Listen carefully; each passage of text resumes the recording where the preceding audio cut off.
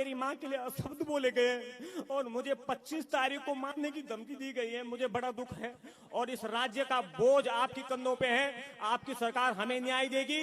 मेरी माँ बहनों के स्वाभिमान के लिए नेताजी आपके प्राण चले जाएं, लेकिन आपको झुकना नहीं है, रुकना नहीं है। और जिन्होंने मुझे विचित्र शब्द, मैं तो कि मेरे क्षेत्र में आप आ रहे हैं और आपको डर की बात आई, मुझे माफी के साथ मैं आपके चरण वंदना करते हुए मैं आपसे माफी चाह रहा हूं। जिस व्यक्ति ने भी मेरे इस भाई को धमकी दी है, मैं यहाँ का विधायक होने के नाते आपके पैर पकड़ के माफी मांग रहा हूँ। जिसने भी धमकी दी है उसकी तरफ से मैं आपसे माफी मांग रहा हूँ। ये सारे लोग जितने बैठे हैं, ये सारे लोग जितने बैठे हैं, ये आपको बहुत प्यार करते हैं। आप परेशान मत होइए भाई।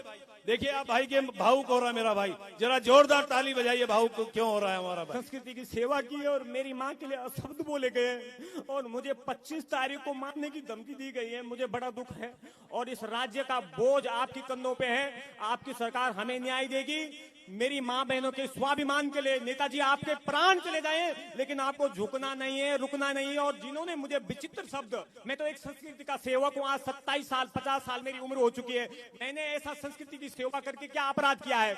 विश्व पटल पर 12 देशों में मैंने अपनी संस्कृति को पहुंचाया है। और मेरी माँ के नाजायज संबंध बीजेपी मोदी से लेकर धामी तक फैला गए हैं। क्या मैंने इसलिए सनातन धर्म में जन्म लिया है? क्या ये चोला पहनने के लिए मैंने आज ये दिन देखा था? मैं एकमात्र ऐसा कलाकार हूँ जिसने सच्चे जायज से सनातन धर्म के लिए गीत लिखा था, लेकिन मेरा अपमान किया जा रहा है। अब आप लोग बताइए, जो धमकी दे रहे हैं वो क्या उत्तराखंड के सपूत हो सकते हैं? क्या वो उत्तराखंड के हितैषी हो सकते हैं? जो इस प्रकार के मेरे मंगलेश के लिए बोलता है, माँ बहन के ऊपर जाता है, क्या वो हमारा हितैषी हो सकता है? भाई बहनों, चुनाव तो आएंगे और चले जाएंगे। मुझे और आपको यही मरना है और यही जीना है। इस प्रकार की संस्कृति मेरे उत्तराखंड और मेरे ऋषिकेश लोग बर्दाश्त नहीं करेंगे। ये मैं आपको कहने के लिए यहाँ खड़ा हूँ। और भाई मैं आपके साथ खड़ा हूँ। सवाल ये नहीं कि आप आज मेरे मंच पे आए, आपने तो मेरा दिल जीत लिया है। जब भी आपको प्रेम अग्रवाल की जरूरत पड़ेगी, मेरी जनता जानती है, मुझे डरना नहीं आता, झुकना नहीं आता, कंधे से कंधा मिला के आपके साथ खड़ा रहूंगा। ये मैं आपको जनता के बीच में अपनी जबान दे रहा हूँ। सब जानते हैं मेरे बारे में यहाँ पे। और इस प्रकार के लोग वो समाज के भी हितैषी नहीं हो सकते। क्या क्या प्रपंच रच रहे हो भाई? चुनाव लड़िए ना, चुनाव लड़िए। देखिए आज मैं आपको एक बात कहने के लिए खड़ा हूं। मुझे याद है मंगलेश भाई, मैं आपको बता रहा हूं इस जनता के बारे में। मैं 2007 में पहली बार चुनाव लड़ने के लिए आया था।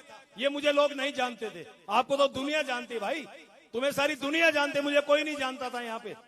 2007 के बाद 12 में आया, मुझे जनता ने आशीर्वाद दिया। 17 में आया, फिर आशीर्वाद दिया और यही हथकंडे अपनाते रहे। 2022 में भी चुनाव हुआ, मुझे आपका आशीर्वाद मिला। मैं तो आपके एक एक व्यक्ति के चरणों में नमन करते हुए बहुत बहुत अभिनंदन और धन्यवाद करता हूं। हमारे यहाँ सांसद जीतता है और बड़े मार्जिन से जीतता है मंगलेश भाई। आपका ये जितना भी ऋण आप हमारे यहाँ जो हमारे ऊपर डाल के जा रहे हो, ब्याज सहित चुकाएंगे। ये मैं आपको कहना चाह रहा हूँ, ब्याज सहित चुकाएंगे। आप चिंता मत करिए। हम भी जानते हैं कौन लोग हैं, हम भी जानते हैं वो कौन यहाँ की प्रवृत्ति है। अरे चुनाव लड़ना है तो मैदान में लड़िए, सोशल मीडिया में लड़ने से कुछ नहीं होता है। जनता वोट देती है, जनता वोट देती है, जनता का आशीर्वाद मिलता है जिसको वो जनता का आज व्यक्ति अपने प्रतिनिधि को चुनता है। बस मैं 2-3 बातें कह के अपनी बात को खत्म करूंगा। बहुत कुछ करना है क्योंकि मंगलेश को भी और सुनना है। और मंगलेश भाई ऐसा गाना सुनाना, ऐसा गीत सुनाना, मैं भी नाचूं, मेरी जनता भी नाच जाए।